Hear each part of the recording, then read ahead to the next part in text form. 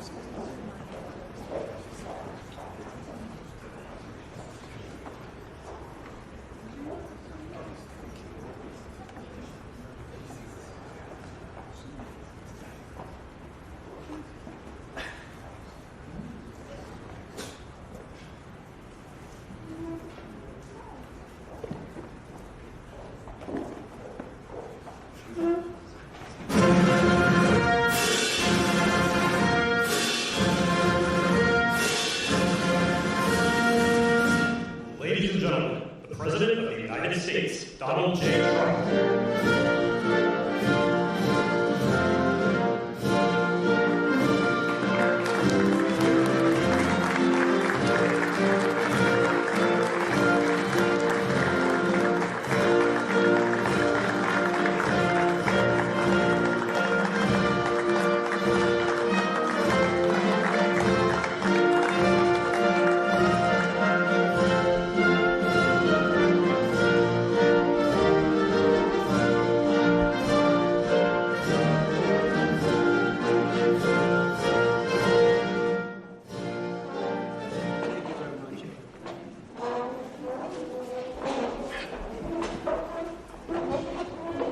Well, it's a great honor to be with among the biggest companies in the world, by far, I would say.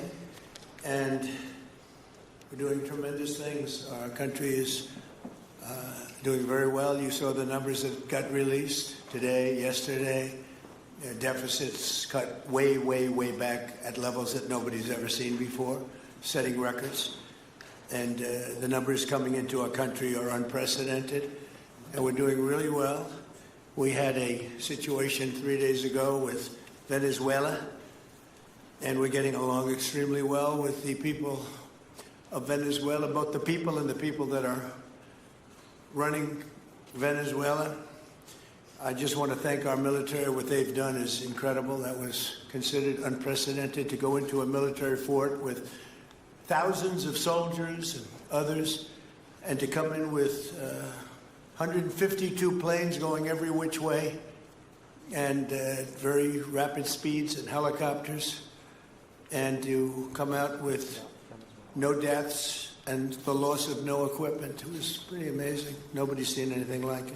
I was called by the leaders of numerous countries. I won't go into which ones, but the biggest and the strongest, and they said that was very impressive. They were all impressed. But today I'm delighted to welcome almost 24 of the biggest and most respected oil and gas executives in the world to the White House. It's an honor to be with them. We have many others that were not able to get in. I said if we had a ballroom, we'd have over 1,000 people. Everybody wanted. I never knew your industry was that big. I never knew you had that many people in your industry. But here we are. And if you, in fact, if you look, come to think of it, well, I got to look at this myself.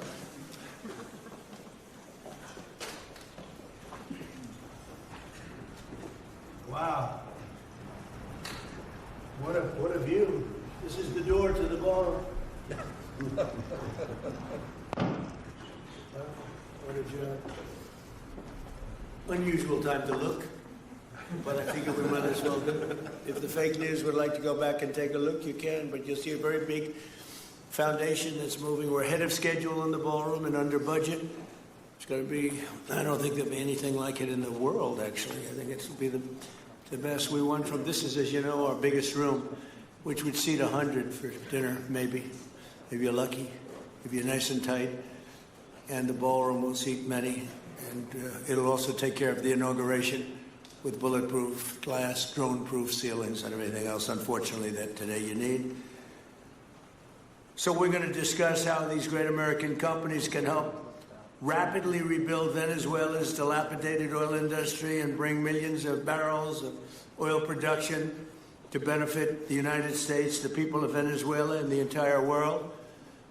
And yesterday, the number is 30 million barrels. I can't even, is that a correct number? 30 million barrels. You hear that, Peter? Of oil was given to us by Venezuela. That's a lot of oil. It's about $4 billion worth, and it's on its way to the United States right now. And we want to thank Venezuela for that. And we're working very well with them, obviously, or they wouldn't have been so generous. But they respect us again. They didn't respect us at all before. So that's money that goes to the United States. Some will go to Venezuela, and some will go to the oil companies, but not that, because that's already been extracted. So you're not getting any of that, but when you start extracting, you'll get. But it's tremendous reserves, among the biggest in the world. Some people say it is the biggest in the world. And we're going to be working with Venezuela. We're going to be making the decision as to which oil companies are going to go in, that we're going to allow to go in. Going to cut a deal with the companies. We'll probably do that today or very shortly thereafter with Chris and Doug.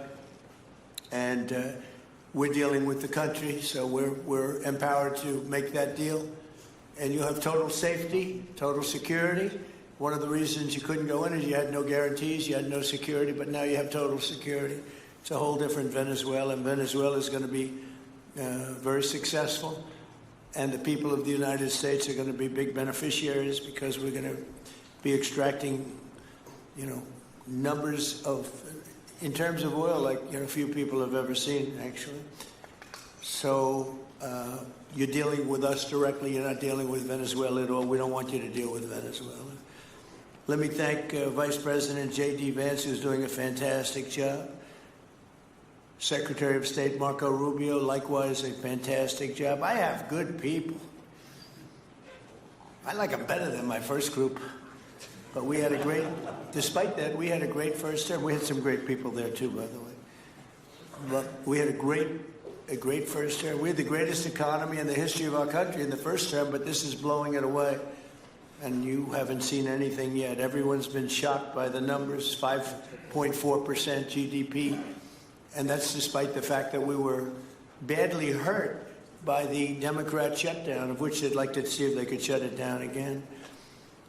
Secretary of the Interior, Doug Burgum, was fantastic. Secretary of Energy, Chris Wright, recommended by Doug as being the greatest oil man anywhere in the world, because I wanted Doug for that job, energy, and Doug said, no, sir, there's a man named Chris Wright. I said, who the hell is Chris Wright?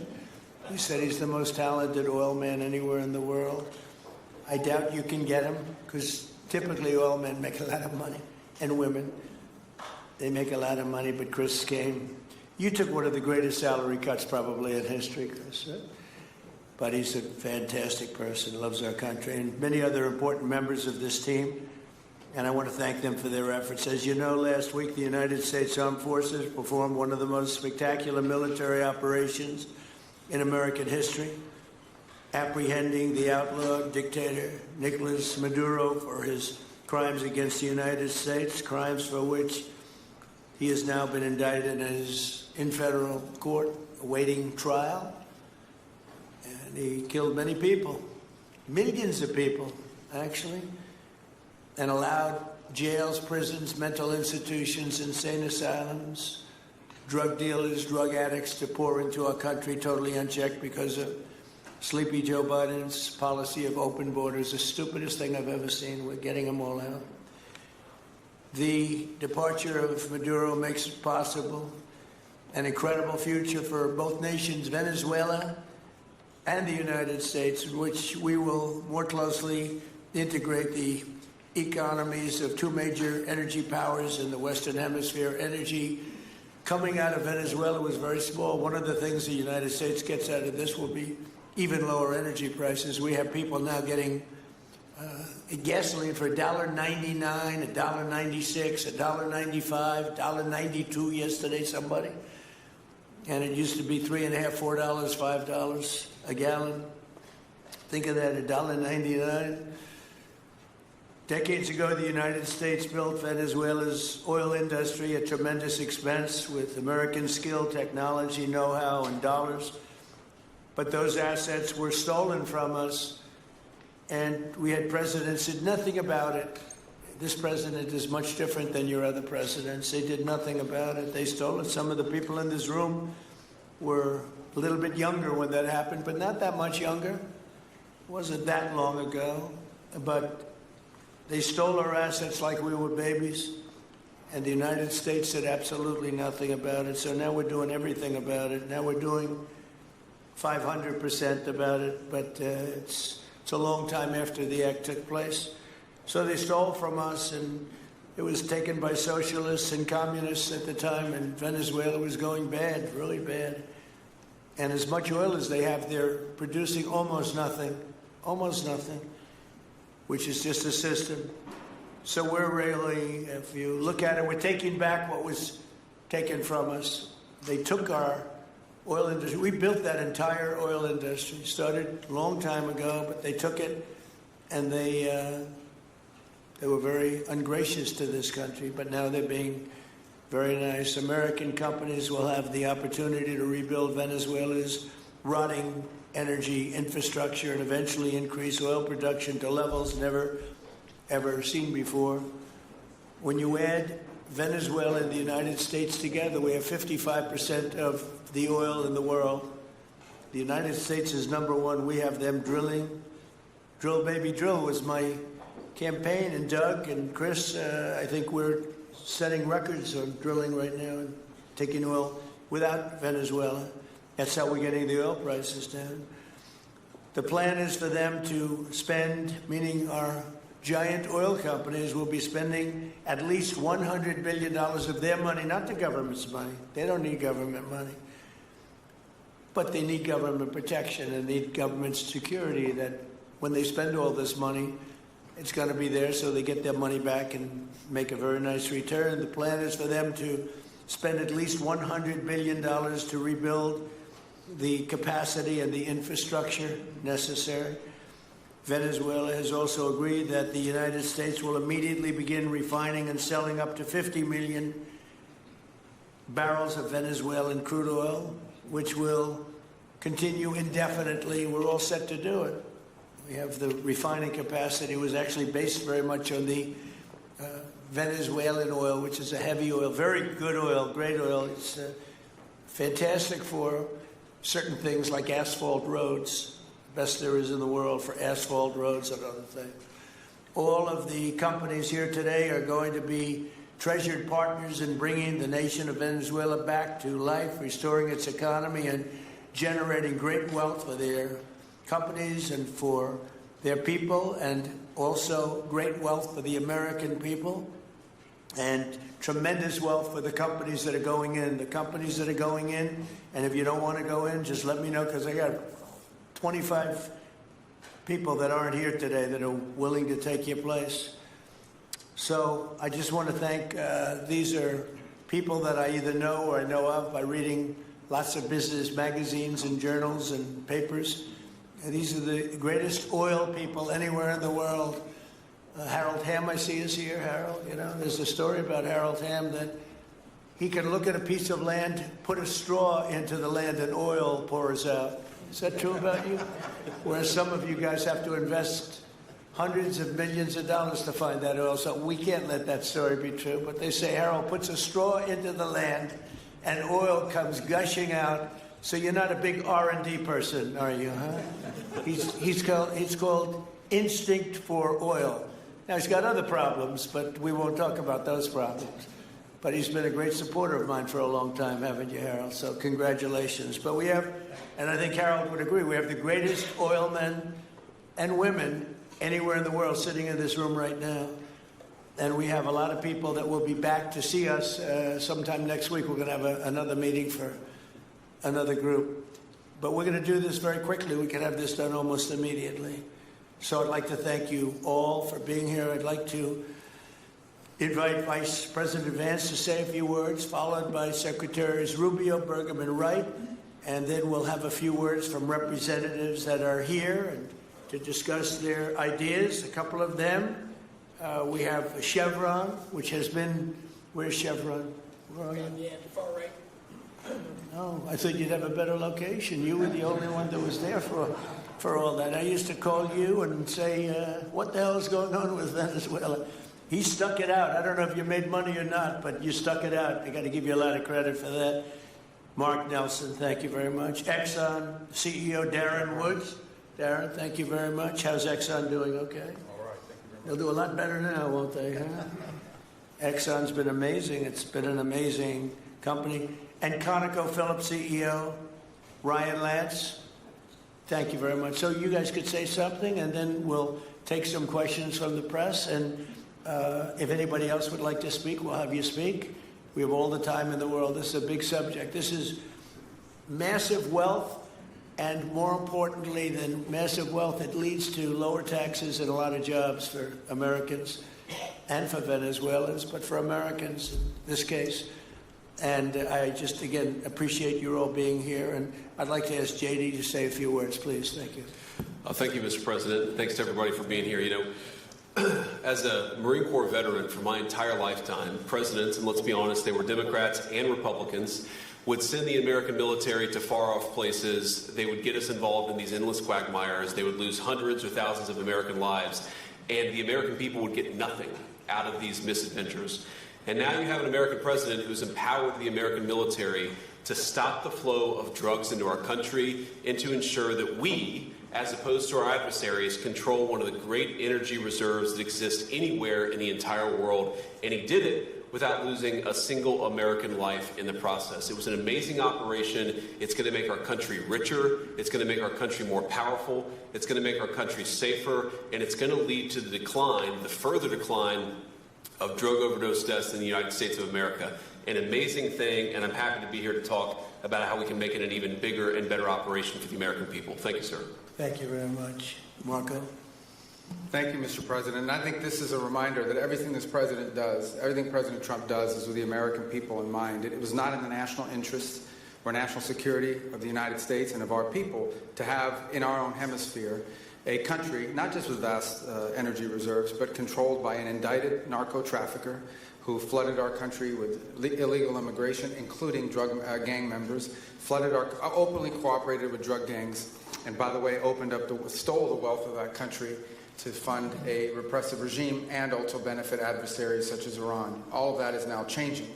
As part of this process, the first phase, of course, is the phase we're in now, which is the stabilization phase. We did not want to see destabilization in the country. We're working very cooperatively with the interim authorities there to provide a market for the sale of the wealth of Venezuela in such a way that benefits the people, both of the United States, but also the people of Venezuela. And as a reminder to everyone, the president announced this just 2 days ago. Every penny, everything they buy with the money that they're making from the oil now, Mr. President, will be bought from America. And that includes everything from equipment for the oil industry to food to medicine and everything in between. The second will be a phase of recovery, and then some of these phases will interlap, and that is to have a normal economy again where the money goes to the benefit of people, not the benefit of our adversaries or the benefit of elements in that country and around the world that are against our interests, at the same time as a process of reconciliation has to happen internally among the different sectors of society and politics and the like. And finally, the third phase, which is the most important of the three, is when the country fully transitions into a normal country that we have strong economic and diplomatic and relations with, that is friendly towards the United States, that's not a foothold for our adversaries, that serves our interests, but also the interests of the people. It'll be a country that is wealthy, a country that is prosperous for the people, not for a handful of criminals, but also a country that is supportive of our interests in the region and throughout the world. And we thank you, Mr. President, and the team you've assembled that have brought us to this point. A lot of work remains, important work, but this is historic. Okay. Thank you very much. Doug? Well, Mr. President, I want to thank you for your leadership not just as president, but as commander-in-chief. The boldness, the execution, the breathtakingly precise work that you've delivered both in Iran back in June and here has changed the field for the whole world. And you always ran about the idea of peace and prosperity. And in Venezuela, as you know, this was a playground for every bad actor in the world. We had Russians, Iran, terror groups, all of them profiting from this criminal organization that was pretending to run the country. That makes America safer. You've secured the border, we're stopping the flow of drugs, and now with the normalization of relationships on an economic basis, it's going to mean tremendously for the prosperity of the American people. So I just want to say again, congratulations to you and to the entire leadership team. It's been an amazing, historic week on the scale of things that we haven't seen perhaps for 125 years in terms of the U.S. Exerting its influence over Latin America in a way that's going to make a change for generations. And on behalf of all the oil executives that are here today, Chris and I want to say thank you to all of you. It's your technology, your innovation that has put America in a place where today we are the most energy dominant country in the world. And that position is what's allowed us to take the action that we're taking with statecraft, with military action. None of that would happen if we were dependent on everybody else for energy. So you're a big part of the reason that we're able to move the way we are today, and we're grateful that you're here to be part of the solution going forward. Thank you, Doug, and you are doing a fantastic job, and we appreciate it. Everybody appreciates it. They know who's doing well. Chris Wright? Thank you, Mr. President.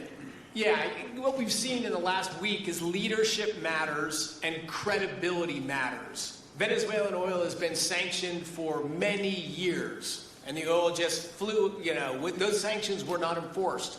That oil just floated out to trafficked by bad actors of the world. The resources weren't gone to a central place. The corruption and decline of Venezuela has been a crisis for the people of Venezuela, and as Secretary Rubio said, massive spillover effects in the United States, in crime, in drugs, in kidnappings, and in taking a huge resource base and making it not exploited, not developed. The whole world is a poorer, less opportunity-rich place because of that. When you have materials underground, they've been underground for 1 million years. That does not make them a resource. That does not make them valuable for your country, your people, or the world. They only become a resource with technology, with capital, with rule of law, and a system of governance that encourages the harvesting of those resources to make the better world. And we see here the dramatic contrast between the United States, which may have less oil underground than Venezuela. We have 20 times the production of Venezuela, 20 times the impact of human betterment, massively better quality of living here in the United States.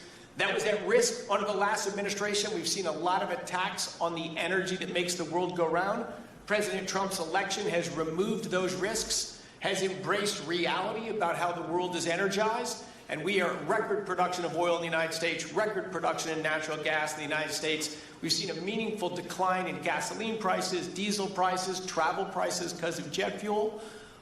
And now President Trump is taking the genius of a different way to try to solve a 25-year festering problem in Venezuela, that all the traditional things have not worked, but ordering both a tremendous military operation to remove the heads of a criminal organization masquerading as a government, and then to use the power of our military, not to fire bullets, but to stop the flow of Venezuelan oil to the world, immediately gave us leverage over the interim authorities in Venezuela and has allowed us to be in this position today where the actions of this government can massively improve Venezuela for the better, and the bigger impact is to massively improve the quality of life, affordability, safety, and security of the United States.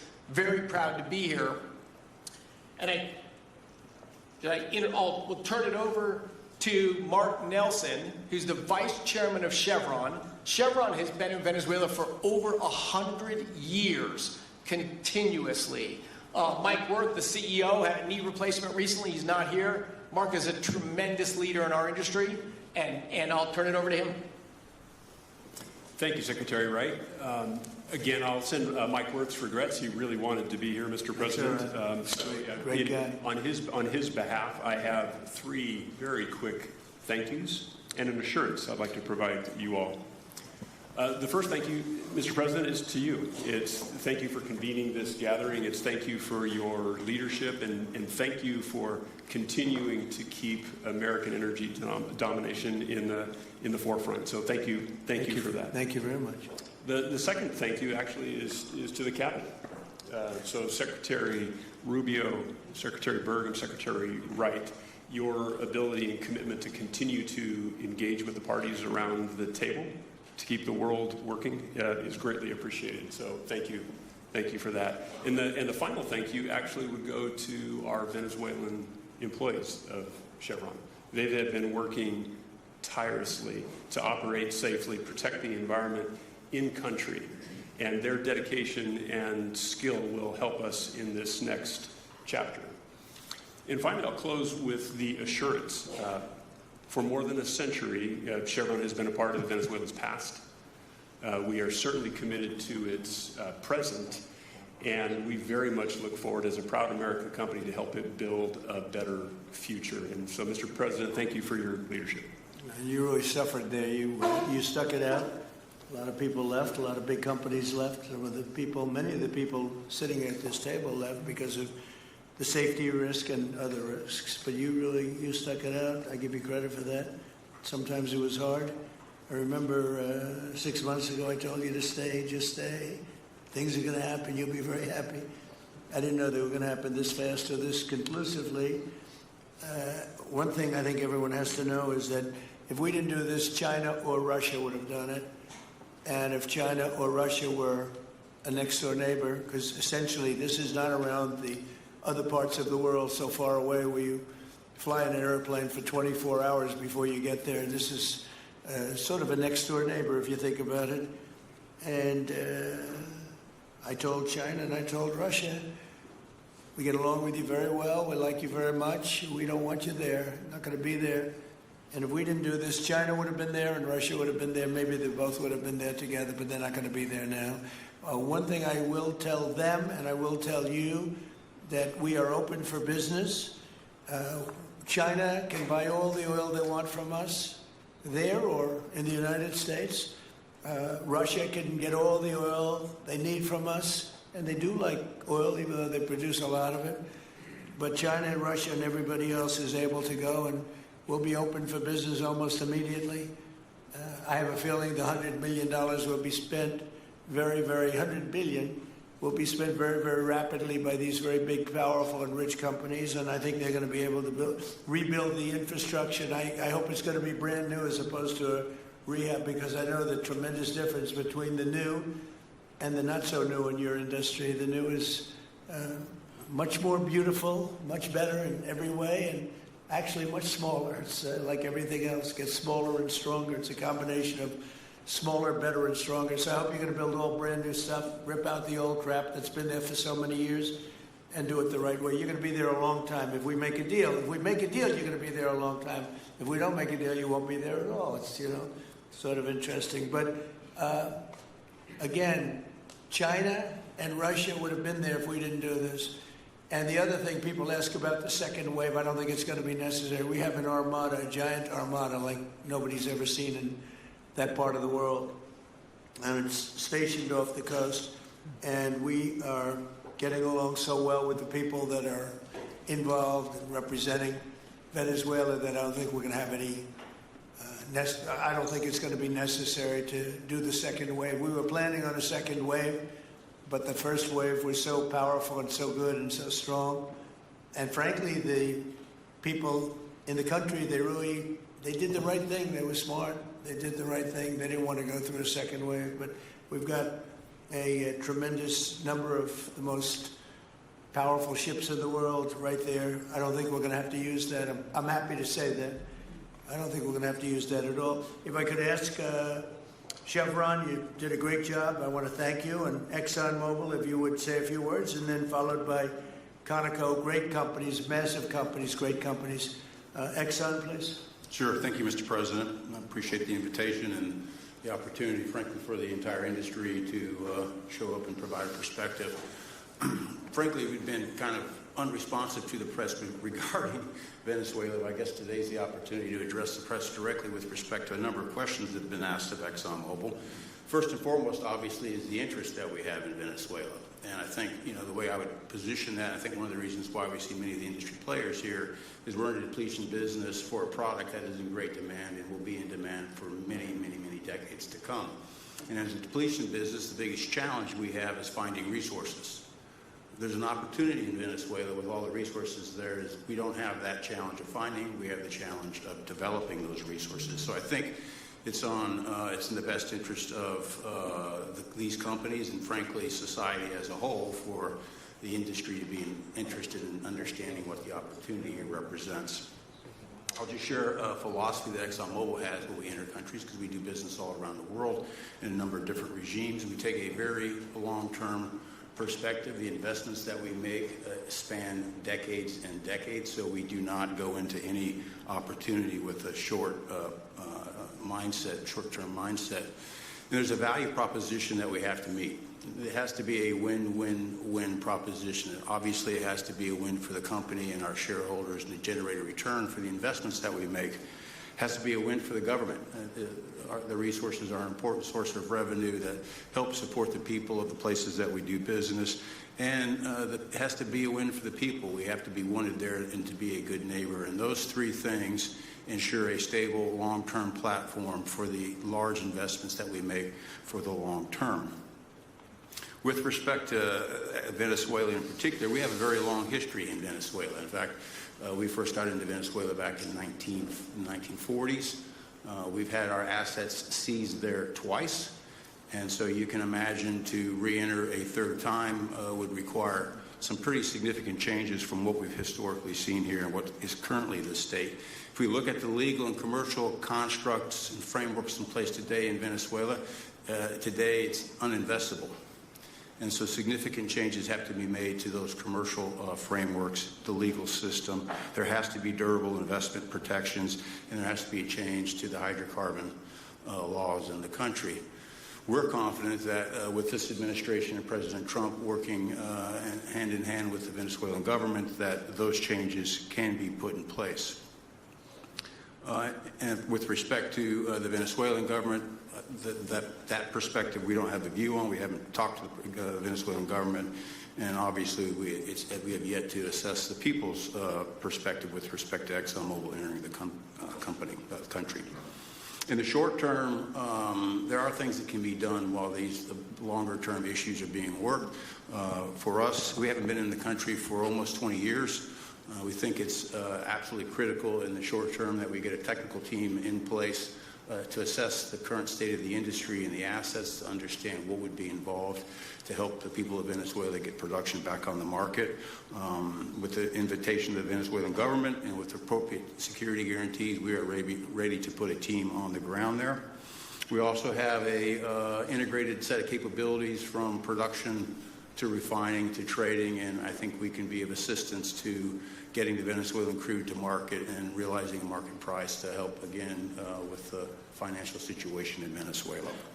So those are my short-term perspective that I have. I'd say maybe close with a thank you, Mr. President, for the work that you've done to secure not only the national security, but the energy security of the region. And then thank you, Secretary Rubio, Secretary Wright, Secretary Burgum, for your leadership in this matter. Thank you. How long would it take you, Darren, as Exxon if we make a deal, how long would it take you to get in there and get started? Well, the first step, this technical team, as I talked with Secretary Wright earlier this week, we started from the beginning to put the team together so that if and when it was needed, we could hit the ground almost immediately. So we can hit the ground within the next couple of weeks, start the assessment, and then from there we need to understand. That's what we want. We want speed and quality. That's what we want. Thank you, Darren. And Conoco, Ryan? Thank you, Mr. President. Appreciate the opportunity to be here, too. And you've assembled a great team. And our congratulations as well for removing one of the terrible people in the world and bringing them to justice. It was quite amazing. I think you've given hope to the people of Venezuela again, which I think is quite remarkable. And we've been on the other end of that despot regime a long time. our assets were expropriated. I had a little bit more hair when that happened. And, you know, I think we're the largest non-sovereign credit holder in Venezuela today. So we're in a bit of different situation, but I think your big and bold idea to use energy commerce instead of conflict is something that could make a real big difference in Venezuela. And our company certainly stands ready to help in that endeavor. Encourage you to continue to think bigger and even bolder. And we've had some discussions with your energy team about that as well. As we think about the other people that need to be in this room and in this discussion are the banks, and including probably the Exim Bank, as we think about how the debt needs to be restructured and the financing to deliver the billions of dollars that are required to restore their energy infrastructure. And I think as we think that big and bold, we need to be also thinking about even restructuring the entire Venezuelan energy system, including PDVSA. And I think if we can do that and think bold, there's an opportunity to be quick, fast, and restore the quality of what's happened in Venezuela, or what's been lost in Venezuela over the course of the last 25 years. So thank you for this opportunity. Well, thank you very much, and you'll get a lot of your money back. We're going to start with an even plate, though. We're not going to look at what people lost in the past, because that was their fault. That was a different president. You're going to make a lot of money, but we're not going to go back. You left a lot of money behind, I guess, huh? What number? 12 billion. How much? 12 billion? Well, it's a good write-off. It's already been written off. It's been written off. All right, thank you. You'll make it back one way or the other. You're all going to do very well. I think really very well. Marco just gave me a note. Go back to Chevron. They want to discuss something. Go ahead. I'm going back to Chevron. Thank you, Marco. Was there a question, Mr. President? Yes, go ahead, Marco. What are you saying here? Mark, if you can update us on operations in the ground and with the appropriate approvals, what you might be able to achieve in the next 12 to 18 months, give us a little view from the ground. You bet. So today, Chevron has 3,000 employees in 4 different joint ventures in Venezuela today. And over the past 5 to 7 years, they've taken production from about 40,000 barrels a day to 240,000 barrels a day, essentially getting those facilities and that equipment up to standards that would be something that people in the room would be more accustomed to. Given the work we've done with Secretary Wright and Secretary Burgum and even Secretary Bessent, I think we have a path forward here very shortly to be able to increase our liftings from those joint ventures 100%, essentially effective immediately. We are also able to increase our production within our own disciplined investment schemes by about 50% just in the next 18 to 24 months, and that's just leveraging what's on the ground. So to Secretary Rubio's comments about phase 1, this is taking the momentum of improvements we've already made there locally and building on those and creating more momentum for the people of Venezuela. Do you think you have an advantage being there? You've been there by the skin of your teeth. It's been tough for you to be there. But do you think you have an advantage over the other people in this room by the fact that you are there? Yeah, I think there are, Mr. President, I think there would be days where it didn't feel like an advantage, and there are days where it does feel like an advantage. But having people on the ground today that care desperately about the people of Venezuela and know how to operate the assets that are there is a definite advantage today. Would you say the best locations are available, or would you say the best locations are already sort of worked, even though they're in very bad shape? The best locations for finding oil, the best locations for oil. There are more opportunities than not, Mr. President. With 300 billion barrels of reserves and resources in country, there are lots of opportunities for many companies. Will you be building new, or will you be using the old infrastructure that you have? Yeah, today it's a little bit of a mix, but today it's mostly us taking the equipment of today, getting it to the standards that we are accustomed to your comments about making it how it should be today. Most of the investments that we've been making are about getting it up to our standards. Well, I think you're going to make an investment, but you're going to get your money back very quickly, and that's part of our thing. We're going to have you get your money back fast, and then you'll give a lot to Venezuela and to the United States after that. Okay, so you'll be in good shape. Could I ask Harold Hamm to say a few words? He's been a friend of mine for a long time. Very amazing man, actually, amazing energy person. Well, thank you, Mr. President. It's good to be here with so many dignified people, and this effort particularly. And thank you for your effort, for what you've done here, taking this despot out of that area. And the world dealt with him way too long. Certainly, our industry knows that this is a real jewel that can be developed for the people of Venezuela, and also benefit the world. And like Secretary Wright said, it has not been done. That's not been done in the past, and they had a good chance at it. Brought someone in that totally took it down, as everybody knows here, and that was Chavez, and we know what happened to him finally. But that ruined the industry in Venezuela, and all of us know how that ended very well, very wrongly. So anyway, we're glad to see what's happened here, and look forward for the opportunity for a lot of people in this room, but also for America and the country itself. Are you going to be involved in going in? Because, he's in North Dakota and he's in Oklahoma and some incredible places. This is a little bit different, but there's no doubt about you won't have to worry about the straw too much here. You can just go at it. Are you going to be one of the participants? Well, certainly, I'm an oil finder, like you said. Barry Switzer, told that story. The coach. He's kind of exaggerating a little bit. It doesn't come out quite that easily usually. But anyway, great story. I love it. But I love Barry. Barry's the one that told me this. Yeah, he's a champion, in a lot of ways. So love that story. Certainly, it excites me as an explorationist. Everybody has that in their blood, and it is a very exciting country and a lot of reserves. And so it's got its challenges, and the industry knows how to handle that. And like Darren said, you go into your eyes open and do the best you can with the team you got. So well, you're going to have something that they never had really here is tremendous security. You're going to be very secure, very safe, physically safe in addition to financially safe. So it's good to see you, Harold. Thank you very much. Does anybody have anything to say before we get to the press? What does Cuba have to do to avoid the same fate as Venezuela? What does Cuba have to do? Well, Cuba's in bad shape. Cuba relied on Venezuela for oil and for money. And nobody really knows what's going to happen with Cuba. They're doing very poorly. They're really third world all the way. And we have a lot of great Cuban Americans.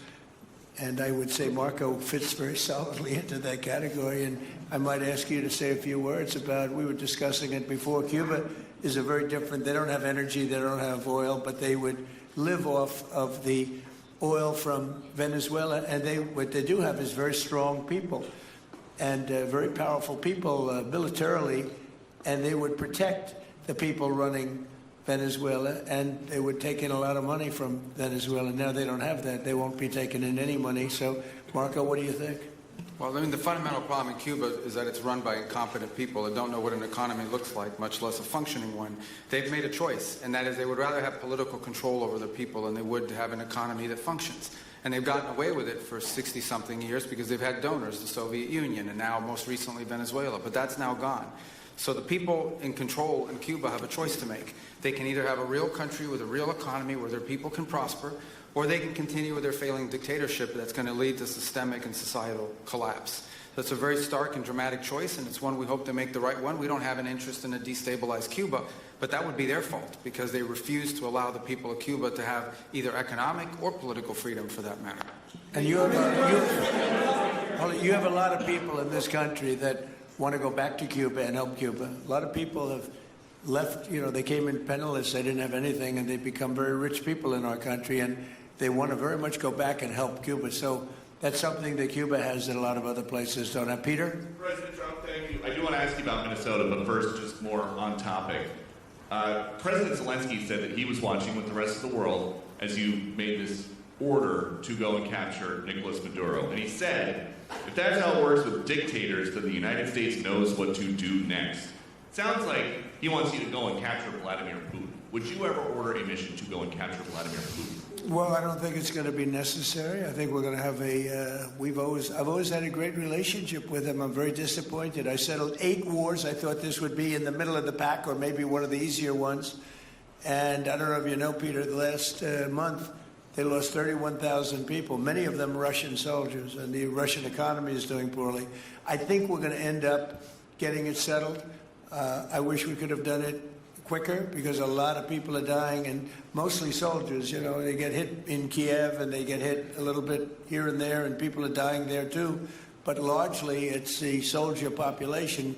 When you have 30,000, 31,000 soldiers dying in a period of a month, 27,000 the month before, 26,000 the month before that, that's bad stuff. So, as you know, President Biden gave $350 billion to Ukraine to fight, and we would never get that back, although I did make a rare earth deal to get it back, so we will be getting it back, but shouldn't have done that.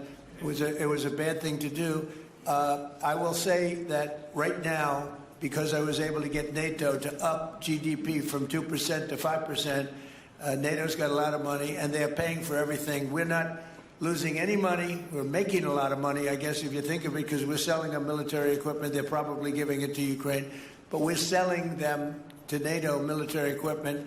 We're getting full price and all of that. But that's not a big deal to me. What is a big deal is stopping a war where 30,000 people are being killed every single month. And on Minnesota, the vice president yesterday suggested that Renee Good, who was killed by this ICE officer, was part of a broad left-wing network.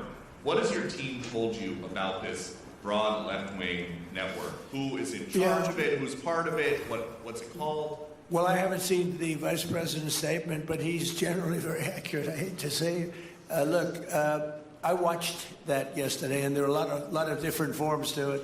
But there was a woman screaming, shame, shame, shame, shame.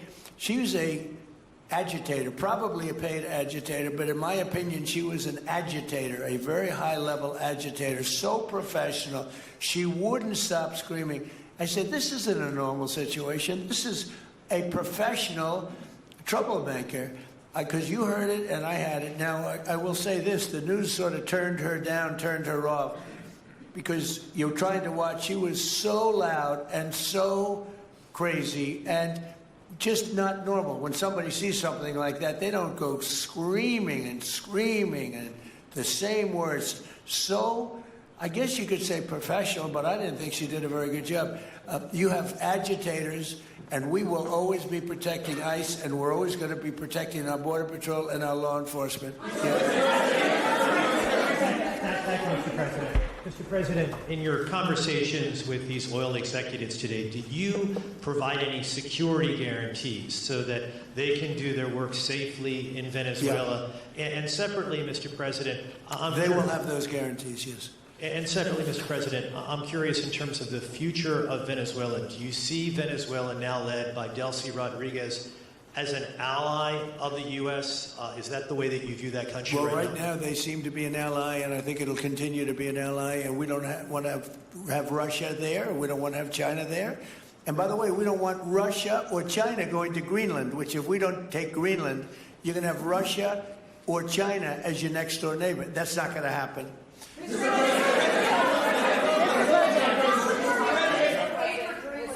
The white. Mr. President, thank you. You just said that these companies would have security guarantees if they go in on the ground in Venezuela. They will have. And what is your plan there actually for these companies and those Americans who are going to be on the ground working for these companies? Well, there are going to be Americans. I assume they're going to be using a lot of Americans, but they're going to be using a lot of people from Venezuela and other places, I would imagine. But I would think that mostly they'll be using Venezuelan workers. They have a lot of great workers. They have a very high unemployment rate, and they have workers that are very familiar with taking oil out of the ground. Yeah. And another question for you on Iran. How long do you think the Ayatollah will be in power after what we've seen play out on the ground there? When is the U.S. going to get involved now that reports of protesters being killed on the ground? So Iran's in big trouble. It looks to me that the people are taking over certain cities that nobody thought were really possible just a few weeks ago. We're watching the situation very carefully. I've made the statement very strongly that if they start killing people like they have in the past, we will get involved. We'll be hitting them very hard where it hurts. And that doesn't mean boots on the ground, but it means hitting them very, very hard where it hurts. So we don't want that to happen. There have been cases like this where President Obama totally backed down. But this is something pretty incredible that's happening in Iran. It's an amazing thing to watch. They've done a bad job. They've treated their people very badly, and now they're being paid back. So let's see what happens. We're watching it. We're watching it very closely. Go ahead, please. Yes, go ahead. Thank you so much, Mr. President. Do you have any comments in reaction to the recent attacks by the Syrian government alignment groups against US-backed Kurdish forces in Aleppo, Syria, which killed dozens of civilians and displacing many families? Does your administration bring peace between the Kurds and the Syrian government? I want to see peace, yes, I do. The Kurds and the Syrian government, we get along with both, as you know, very well. They have been natural enemies over the years, but we get along both, and we want to see Syria succeed. And so far, I think they are succeeding, but this is just breaking out, and we want to see that stopped. Go ahead, please. You're meeting with the President of Colombia, Gustavo Petro, in a few weeks. Do you hope this meeting with Gustavo Petro marks a new chapter, a new beginning in the benefit of the U.S. and Colombia relationship? What country? Colombia, with the President of Colombia, Gustavo Petro. I had a very good talk with him yesterday, and he's been very hostile to us and to the nation and to me, called me a dictator, and lots of other things. Called Biden some terrible names, far worse than he called me. But he called yesterday through people, and he wants to meet, and that's fine with me. I've made up with people also, so we're going to have a meeting with him. We had a very good conversation. The people of Colombia are incredible people. Marco would know that better than anybody because he's married to a woman from Colombia. And I don't mean Columbia University. That would be, I'm not sure. I think I like Colombia, the country, better, if you want to know the truth. The people are great people. I look forward to meeting with them. We're going to meet in the very near future. Would you meet the interim president of Venezuela here in the White House? Would you greet her to discuss the fate of the oil? Yeah, well, I'm going to meet a lot of people, and we're going to meet, we meet a lot of people. When you end 8 wars, you get to know a lot of people, and I think it's very important. As an example, we have over $18 trillion, think of it, $18 trillion coming into our country. A lot of that's coming in from foreign countries like Saudi Arabia and Qatar and UAE and others. And I get to meet a lot of people, but I will be meeting with various representatives of Venezuela, probably pretty soon. We haven't set that up. But the relationship that we have with the people that are currently running Venezuela is very good. We also have a young lady that received the Nobel Peace Prize. She's going to come in and pay her regards to our country, really, to me, but I'm a representative of the country, nothing else. And she's coming in sometime next week, I think Tuesday or Wednesday, and we'll see how that is. But no, we're dealing with the people from Venezuela. We're dealing with them very well. I think they've been very smart in the way they've dealt with us, frankly, because that whole place could have been obliterated with one more strike, and we didn't want to do that. Thank you so much. I have a question for you on Minneapolis, but on Venezuela and your meeting with Machado next week. If she gives you her Nobel Peace Prize, will that change your view about her running that country? Well, I have to speak to her. I'm going to have to speak to her. She might be involved in some aspect of it. I will have to speak to her. I think it's very nice that she wants to come in, and that's what I understand the reason is, because Norway is very embarrassed by what took place. I mean, they're getting decimated. Look, whether people like Trump or don't like Trump, I settled 8 wars, big ones, some going on for 36 years, 32 years, 31 years, 28 years, 25 years, some just getting ready to start, like India and Pakistan, where already 8 jets were shot out of the air, and I got it done in rapid order without nuclear weapons. I can't think of anybody in history that should get the Nobel Prize more than me, and I don't want to be bragging, but nobody else settled wars. Obama got the Nobel Prize. He had no idea why. He still has no idea. He walks around and he says, I got the Nobel Prize. Why did he get a Nobel Prize? He got it almost immediately upon attaining office, and he didn't do anything, and he was a bad president. So, I mean, you should get the Nobel Prize for every war you stopped. These were major wars. These were wars that nobody thought could be stopped. President Putin called me and he said about 2 of the wars that he's been trying to stop them for 10 years. He wasn't able to do it. He couldn't believe it. So in theory, you should get the Nobel Prize for every war you stopped. Every one of them was major. But I don't care about that. What I care about is saving lives. I've saved tens of millions of lives. You know, the Prime Minister of Pakistan came here and he made a very public statement. He said that President Trump saved minimum 10 million lives having to do with Pakistan and India, and that was going to be raging. So, you know, but I'm honored that she's coming here. I look forward to meeting her, yes. Go ahead. On Minneapolis, Mr. President, I have a follow-up for you. The state officials there have said that the FBI is not sharing evidence with them. Typically, they would conduct a joint investigation, as you know. Do you believe that the FBI should be sharing evidence with state officials in Minnesota? Well, normally I would, but they're crooked officials. I mean, Minneapolis and Minnesota, what a beautiful place, but it's being destroyed. It's got an incompetent governor, fool. I mean, he's a stupid person. And it looks like the number could be $19 billion stolen from a lot of people, but largely people from Somalia. They buy their vote. They vote in a group. They buy their vote. They sell more Mercedes-Benzes in that area than almost... Can you imagine you come over with no money and then shortly thereafter you're driving a Mercedes-Benz? The whole thing is ridiculous. So they're very corrupt people. It's a very corrupt state. I feel that I won Minnesota. I think I won it all 3 times. Nobody's won it since Richard Nixon won it many, many years ago. I won it all 3 times, in my opinion. And it's a corrupt state, a corrupt voting state. And the Republicans ought to get smart and demand on voter ID. They ought to demand maybe same-day voting and all of the other things that you have to have a safe election. But I won Minnesota 3 times, and I didn't get credit for it. I did so well in that state every time. The people were crying every time after. That's a crooked state. California is a crooked state. Many crooked states. We have a very, very dishonest voting system. The last time I won, 24, the one that just took place, I won because it was too big to rig. You couldn't rig it. It was too big. But I won the state of Minnesota. It's a corrupt voting system with an incompetent governor, a very incompetent governor. And by the way, he's a very corrupt governor, too. Go ahead. I have a question on Iran, but first, very quickly on Venezuela. How do you provide total security guarantees to these companies without putting U.S. boots on the ground? Well, we're going to work with the Venezuelan leaders and people, and we're going to have a very safe group, and they're going to also bring over some security with them. You know, these are not babies. These are people that drill oil in some pretty rough places. I could say a couple of those places make Venezuela look like a picnic. These people around the table, these are tough people.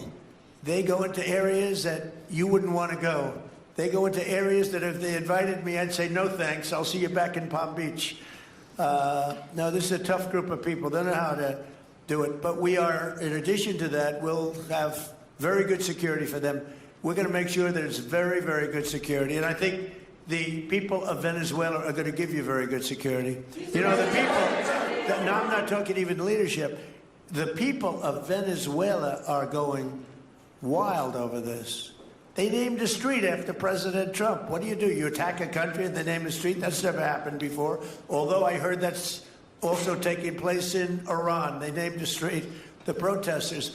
I just hope, you know, just God bless them. I just hope the protesters in Iran are going to be safe, because it's a very dangerous place right now. And again, I tell the Iranian leaders, you better not start shooting, because we'll start shooting too.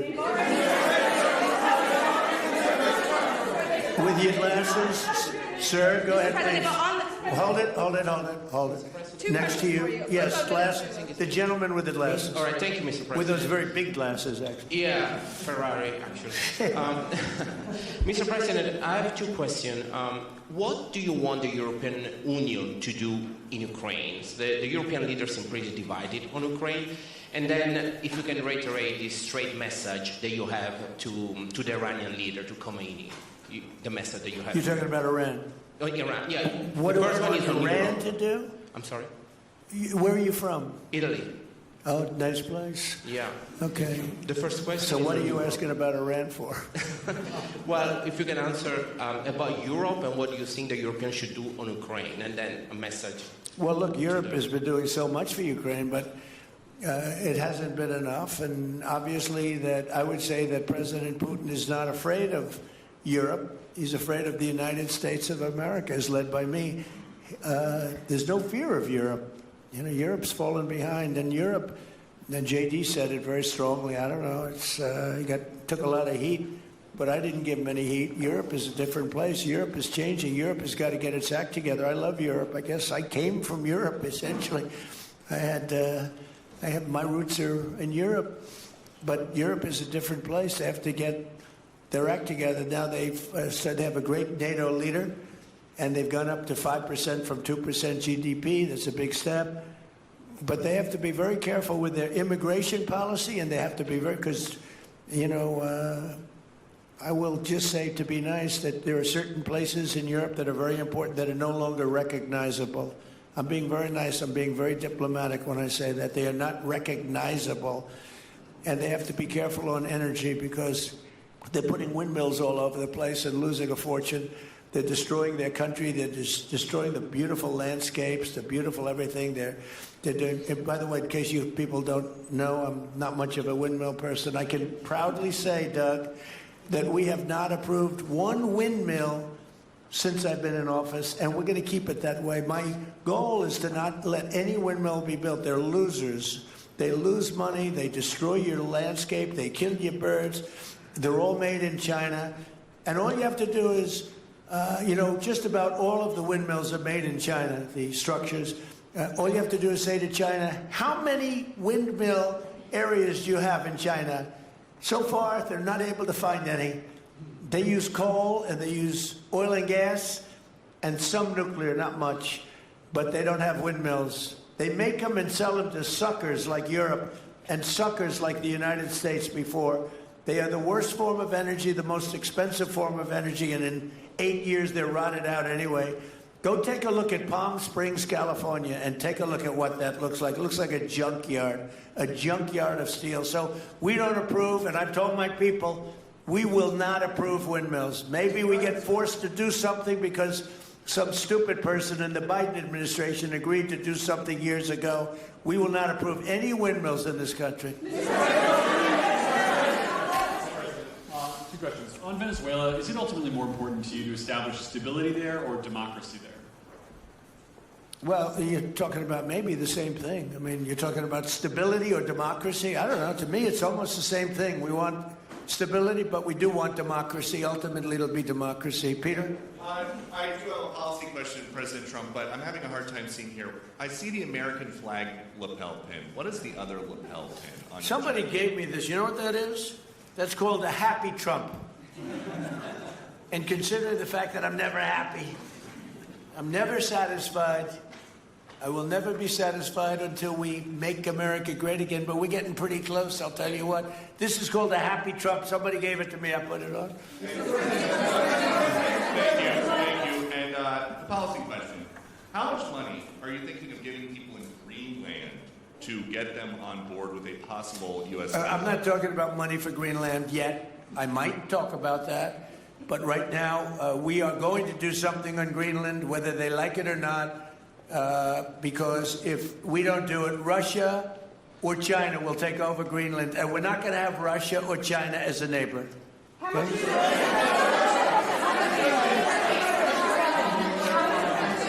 I would like to make a deal, the easy way, but if we don't do it the easy way, we're going to do it the hard way.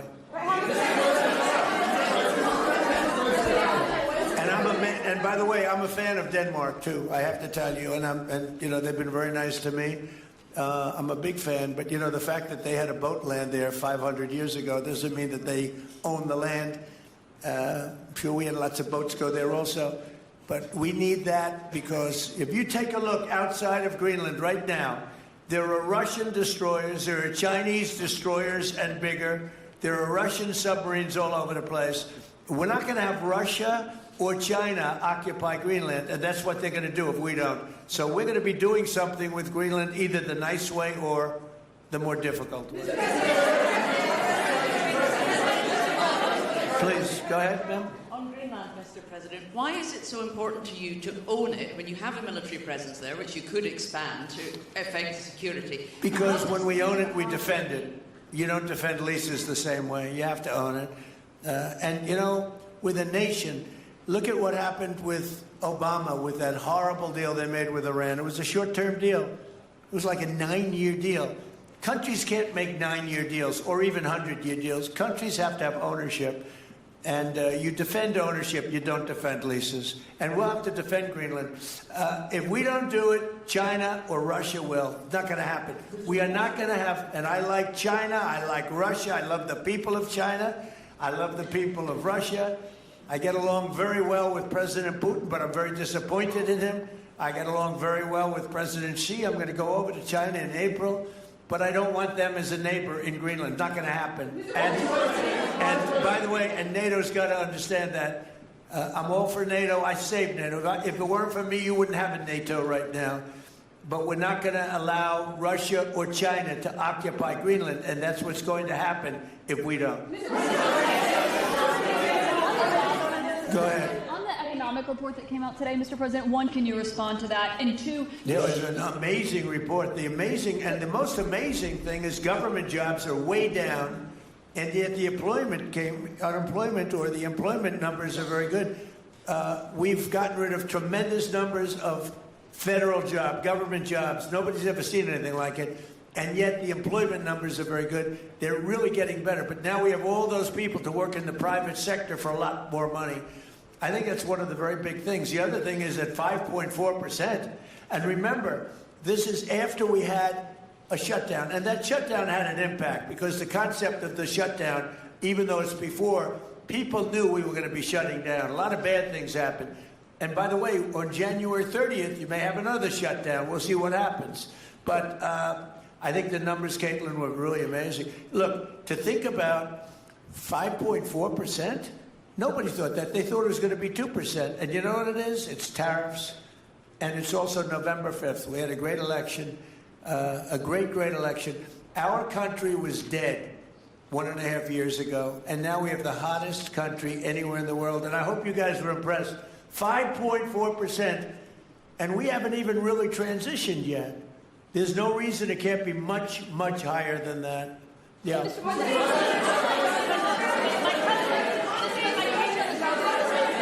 off, can you respond to the manufacturing? Let's give CNN a chance. They've been fighting so hard to get back into the mainstream. Mr. President, you posted some numbers actually on Truth Social last night. People saying you posted the job data early when you're not supposed to obviously share it till the next morning. Did you do that on purpose? No, I don't know. If they posted them, I said post them whenever you get a chance. I don't know. They gave me some numbers. When people give me things, I post them. But the numbers are amazing. Yeah. Administration plan to distribute the money from the Venezuela oil sales? Is it, obviously you say it's going to go into these controlled accounts. Yeah. Would it go back to Venezuela in a direct payment? Is it going through these goods? How do you plan to do that? Well, we want to make sure that Venezuela can survive. Venezuela needs money, and we're going to make sure that they get money. And we're going to get money, and the oil companies are going to make something for the work they do, and they're going to get back their money. We're devising a formula, but it won't be so much of a formula. It's going to be what they need. We're going to take care of what they need. There'll be plenty left over. We're going to have a lot of money left over. And the money left over is going to the United States of America, and the oil companies are going to be very happy. Thank you, Mr. Would the administration offer a backstop to these oil companies for financial guarantees, some sort of backstop, if the country did destabilize again? That's a very interesting question. Using the word backstop, I haven't heard that word in a long time. That was at the Wharton School of Finance I last heard. That's a good term. We ought to use it more often. I hope I don't have to give a backstop. Look, these are very smart people, the smartest people are not only in oil and business, these are the biggest companies in the world, sitting around this table. They know the risks. I mean, there are risks. We're going to help them out. We're going to make it real easy. They're going to be there for a long time. We're going to be there together for a long, long time. And they're going to be taking the oil, and they're going to be bringing oil prices down. They're going to make a lot of money. They're going to get their money back. They're going to be safe. The people of Venezuela are going to be big beneficiaries, and the United States of America is going to be a big beneficiary for what we've done. And you know, one other thing I might say, it's also very big for national security because, again, just like Greenland, we can't have China or Russia occupy Greenland. We can't have China or Russia occupy Venezuela. And if we didn't do what we did, China or Russia would have been in Venezuela. I think I can measure. Where's Mr. Chevron? So let me ask you, they would have been there if we didn't do this. Do you agree with that? They certainly have a lot of economic interests in country. There's absolutely no argument about that. They were trying to be there. I mean, you know, we had a Russia, I guess sort of I call it a semi-Russian ship yesterday that we took over, and Russia decided not to defend that ship against us. It's a big movement. The ship was loaded up with oil, and we took the oil, and it came out of that port. But Russia would be there or China would be there. And we want them to be there for a different reason. We want them, do you people agree?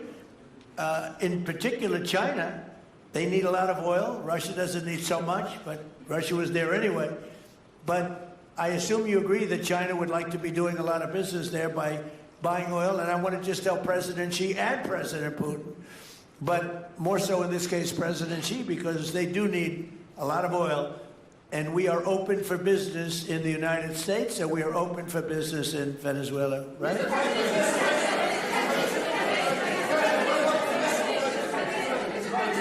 Go ahead, sure. You know, I could take questions from these people all day long. You know, they're sitting here, and generally they're very rich, very powerful, but nobody gives a damn about them. It's a sad thing. You have all that money, all that power, and look at all these crazy questions. We could do this all day long and they wouldn't be satisfied. So we'll take a few more, though. Let me ask you more importantly, do you have any questions from the biggest... Hold it. Do you have any questions for the biggest people on earth, the biggest business people, the biggest companies anywhere on earth? Do you have any questions for these people?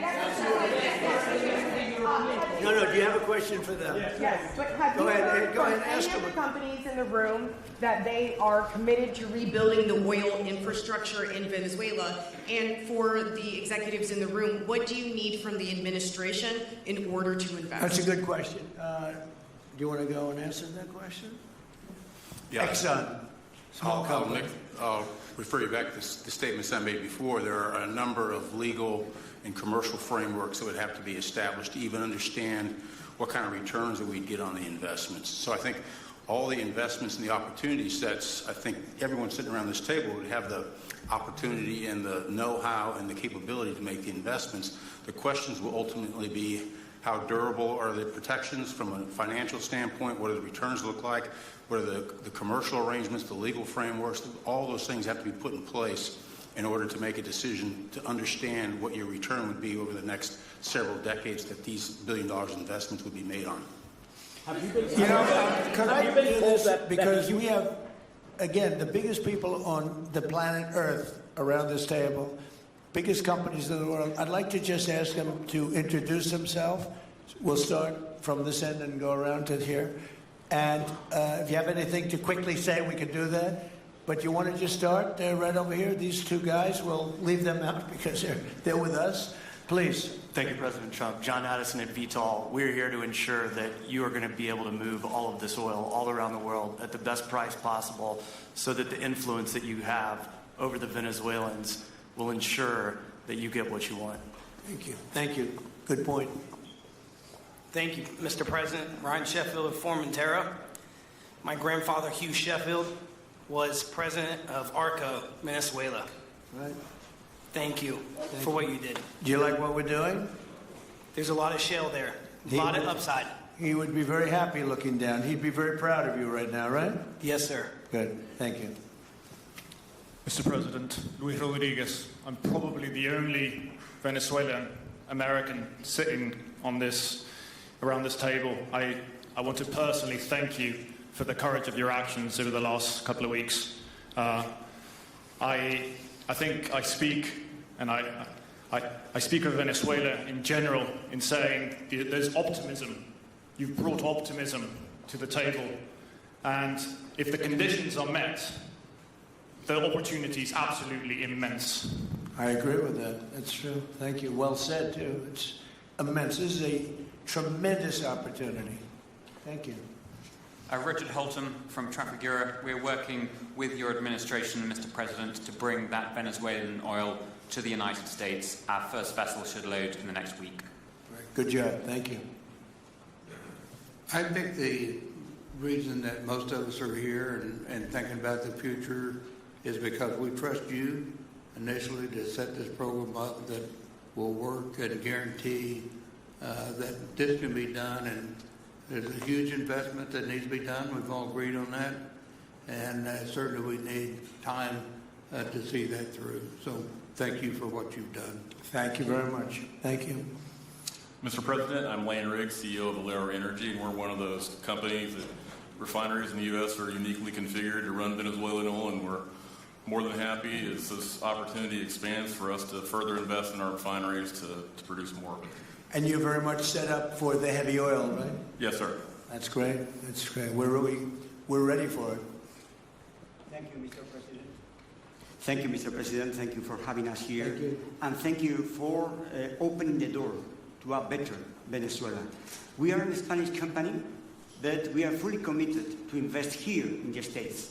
We have invested over the last 15 years $21 billion in the American oil and gas industry, in Pennsylvania, in the Gulf of America, in Texas, and in Alaska, with the discovery of Pikka that is going to have the first oil this quarter, and is going to change, it's going to reverse the declining history of that great state of Alaska. We are in Venezuela, Mr. President, with our partners of Eni. We produce the gas that guarantees the stability of a half of the grid power in Venezuela. So we are committed with this stability, and on top of that, we are on the ground. We have people, we have facilities, we have technical capabilities, and I take your point, Mr. President. We are ready to invest more in Venezuela. Today, we are producing 45,000 barrels a day gross of oil, and we are ready to multiply by 3 this figure in coming 2-3 years, investing hard in the country, following your recommendation, if you allow us, of course, and in the framework, commercial and legal framework that could allow this growth. So thank you, Mr. President. Thank you. Great job you've done. Thank you. Mr. President, thank you for having me. Matt Sheehy, I'm with Tallgrass Energy. We are an infrastructure business, so whether it's oil, gas, CO2, we move that around. So most of my customers are sitting around the table and happy to lend our expertise to what's going on in Venezuela to support the people. And obviously infrastructure is going to be critical to see it repaired. Thank you. Thank you. Mr. President, thank you. An honor to be here. Marianne Mannon, Marathon Petroleum. We are one of the largest U.S. refiners. On behalf of the men and women of Marathon Petroleum and of our industry, thank you and the administration for what you're doing for U.S. energy independence. We have the ability and the capability of our assets to process Venezuelan crude, and the people of Marathon Petroleum stand ready to do so. Do we need more refineries in our country? In the U.S., probably Yes. not. We have sufficient capacity. It's amazing. A lot of it was approved during my first term. We were getting you approvals that nobody could have gotten in Louisiana and other places, and they got built. Before that, it was a disaster. We didn't have the refineries. Now we do because of the first term. Please. Darren Woods, ExxonMobil. Okay, we'll go over here. Thank you, Mr. President. Jeff Hildebrand, founder and chairman of Hillcorp Energy, one of the largest private energy companies in America. Who's bigger, you or Harold? We're close. Huh? We're close. Harold. Absolutely, Mr. Hammond. But thank you for your great, tremendous leadership in protecting the interests of the Western Hemisphere.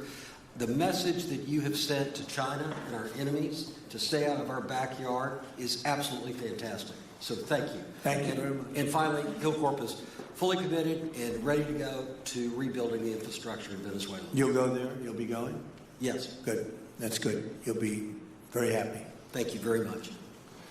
Thank you, Mr. President. Jeff Miller, CEO of Halliburton Company. We are the largest American oilfield services company. We're the second largest in the world. Been in business over 100 years.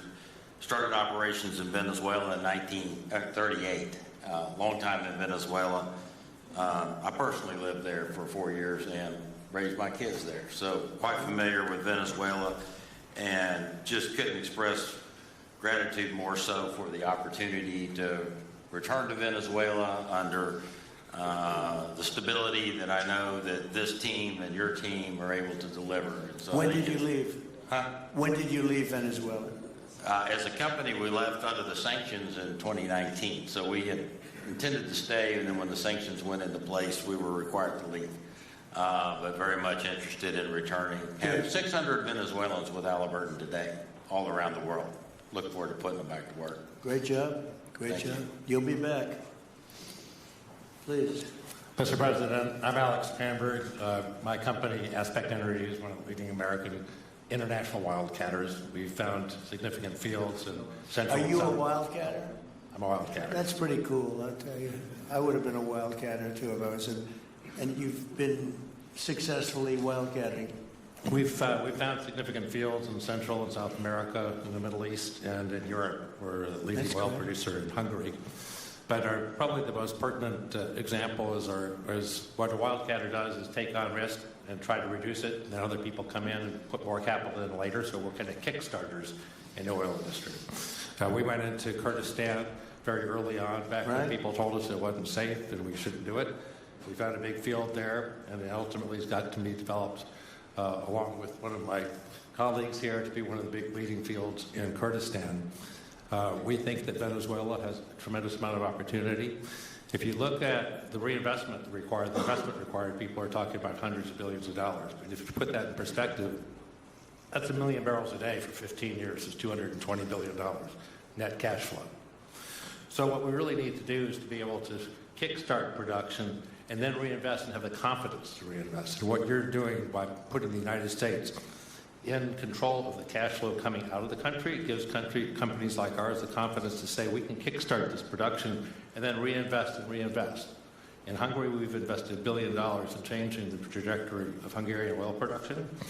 We were only able to do that not because we could write a $1 billion check, we're a smaller company, but because we reinvest all the cash flow back into new production. Good. Mark Nelson with Chevron. Sure. Thank you, Mr. President. I'm Claudio Descalzi, and ICO, Italy. We started working in Venezuela in 1980. We have a lot of oil, but now just the gas is flowing because it's not under sanction. And as my colleague from Repsol said, we cover more than about 50% of the electricity in the country. So that is essential to avoid any kind of problem, social problem. We own about 4 billion barrels of reserves, so a huge amount in the Orinoco Belt, in the central Venezuela. We have now in the country 500 people, most Venezuelan, and we are ready to invest. Clearly, we are ready to invest. We thank you for the big efforts and the efficiency of your action, and we are here. And we are here to work together with the U.S. We are also a big investor in the U.S. So I know that. We thank you again, and we are there. And we are also ready to join with American companies in our assets to develop and go faster with good investors and good know-how from the U.S. company. Yeah. Thank you. You've done a great job. Thank you very much. Mr. President Ross Perot, good to see you again. I'm chairman of Hillwood and HKN Energy, been in the energy business 45 years, and we have been working with your team quite a bit. We have been in Kurdistan now for 19 years, along with Alex, and built a very good business. But now with your team, we're looking in Syria, we're now in Libya, and so we are very excited to look at Venezuela with you and your group. and look forward to continuing to build this great industry. Thank you very much. Thank you. Mr. President, thank you for having us here today. Wael Salwan from Shell. Of course, we have a huge presence here in the U.S., in the Gulf, as well as in Pennsylvania with a petrochemical facility, which I think we had the opportunity to host you at, as well as being one of the largest LNG off-takers of American LNG. We have been in Venezuela for a very long time. We actually drilled in 1914 the first well that discovered oil in Venezuela, and on the back of which the entire energy industry was established in Venezuela. When we left in the 1970s because of nationalization, we had 1 million barrels per day of production. But we have kept boots on the ground in Venezuela all this time, and we now have a few $1 billion worth of opportunities to invest in, subject to OFAC approval.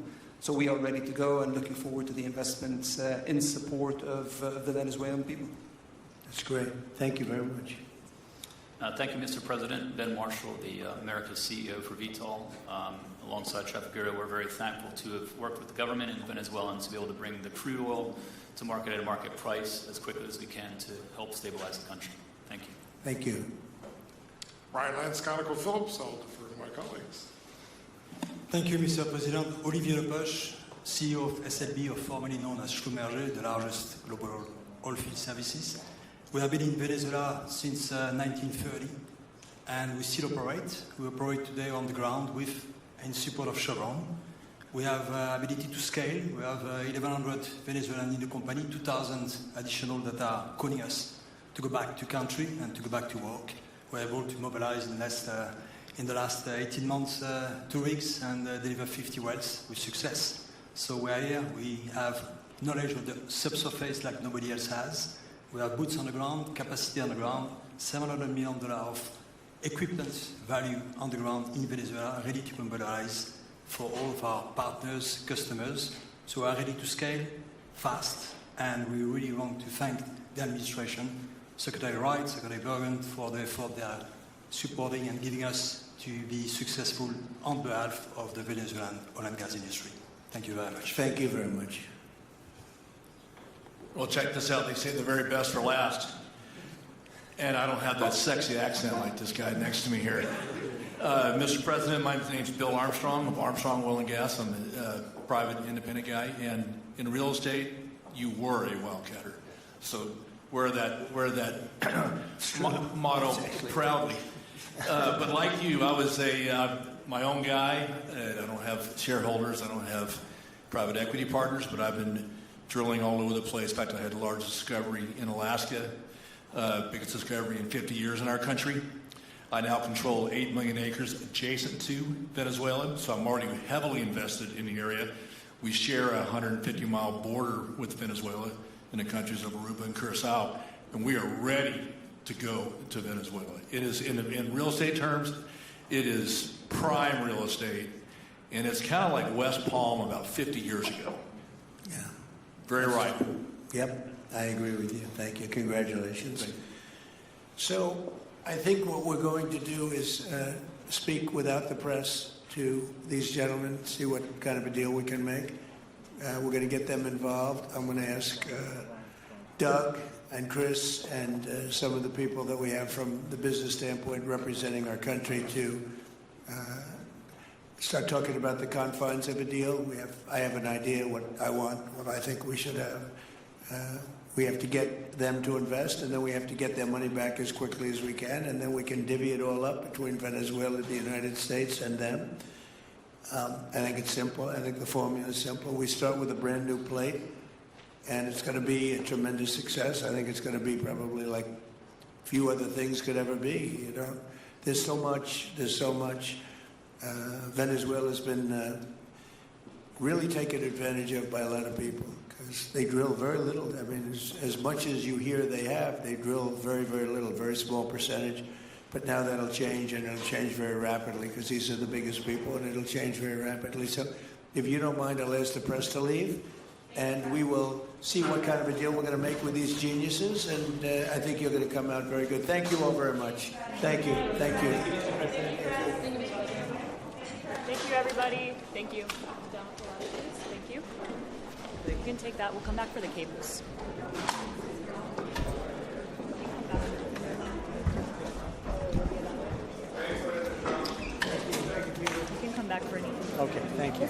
Thank you, Keith. To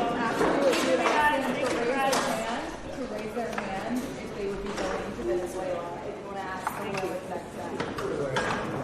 Thanks, Fred. Moving, everybody. Thank you, Fred. Thank you, Fred.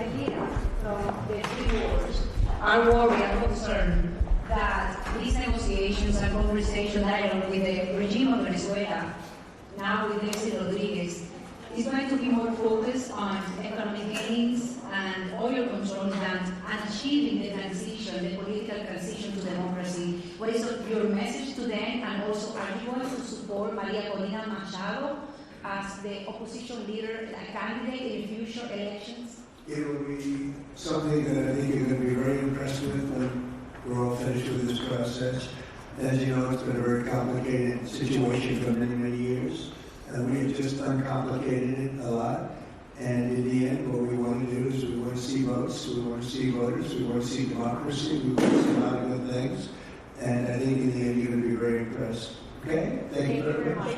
Thank you. Everybody, please keep moving. Thank you, everybody.